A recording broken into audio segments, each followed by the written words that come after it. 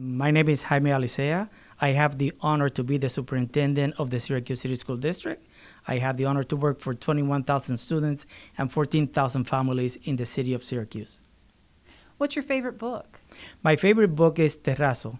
Terrazo is a compilation of short stories written by Abelardo Diaz Alfaro, one of Puerto Rican writers who talks about life in Puerto Rico during the years of 1940s, 1950s, and 1960. That transition from what it was the Spanish-speaking Puerto Rico more towards the English-speaking Puerto Rico, the change in the culture that took place during those years in Puerto Rico.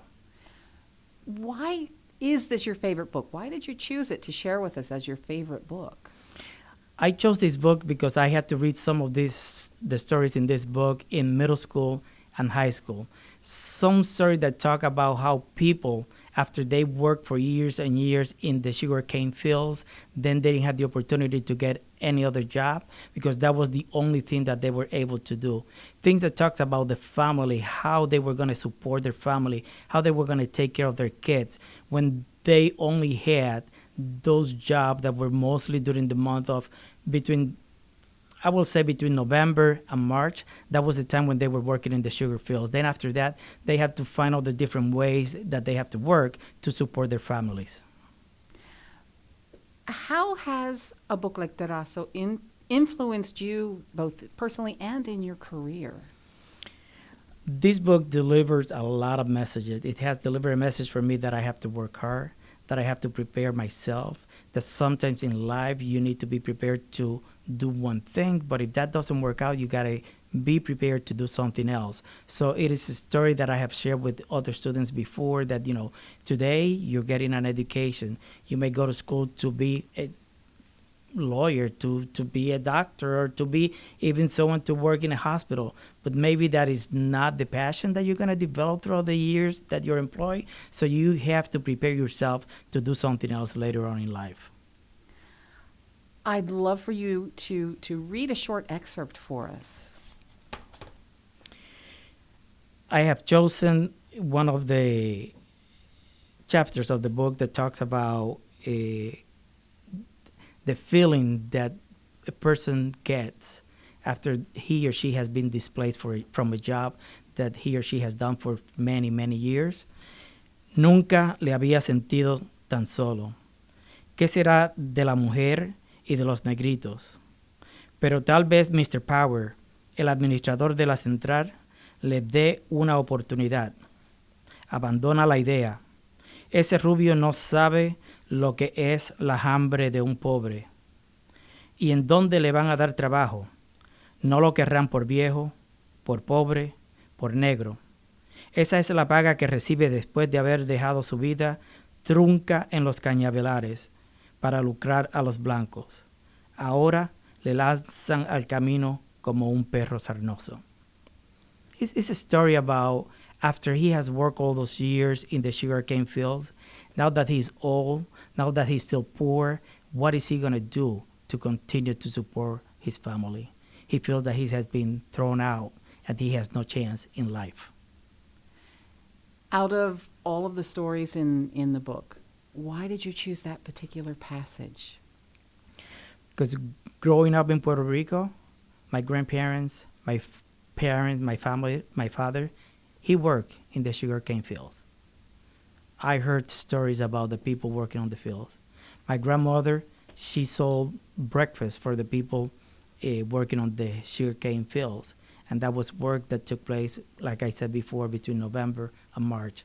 Then after that, they have to come up with other ways to get some money to support their families.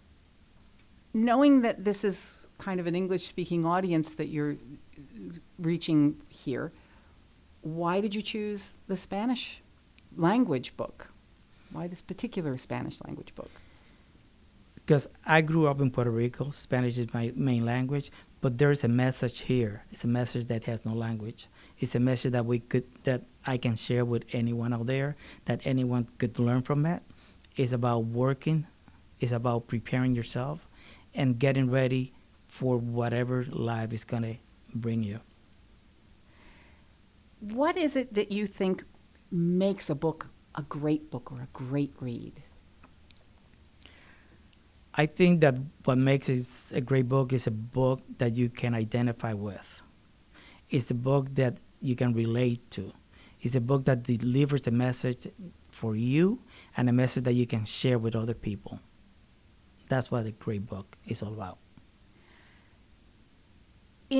You've got a hard copy book in your hand. This is such a digital age. What's the benefit to a physical book versus your Kindle and your iPhone? And There's nothing like having a book in your hands, nothing like turning pages, nothing like looking at the year when the book was printed for the first time.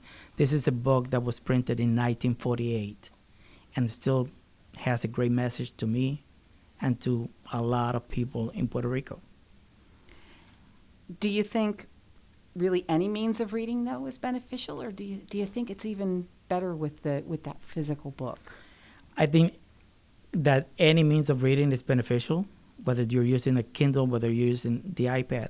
But there's nothing like having a book in your hands. Nothing like filling those pages.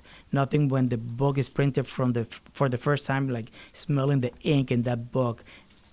Having a book in your hands cannot compare with reading a book in an iPad or a Kindle. But reading is important. For me, it doesn't matter how you're doing it. What is important is that you're reading. That's a perfect opportunity for me to ask you this next question. What kind of a role does reading have, reading on a regular basis, for young minds? Reading has a very important role in young minds. If you want to get ahead in life, if you want to know what is happening out there in the world, if you want to know what is happening next door to you, you have to read. When you read, you're expanding your horizons.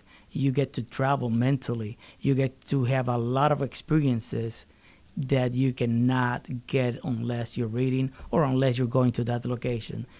By reading, you can transport yourself mentally to many, many different places, and you can expose yourself to great, great literature.